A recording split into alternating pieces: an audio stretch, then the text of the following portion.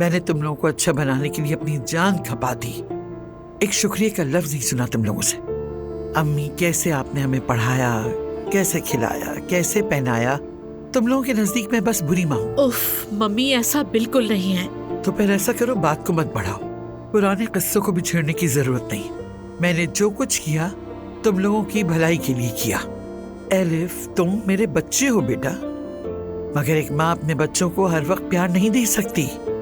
यानी गलती नजर आएगी तो बोलती भी है। तो बोलिए ना मम्मी, आपको बोलने से किसने मना किया है? खास तौर पर तुम तो बिल्कुल मत बोलो ज़ैनब, क्योंकि एलिफ को अलग रखो तो तुम बिल्कुल मेरी जैसी हो।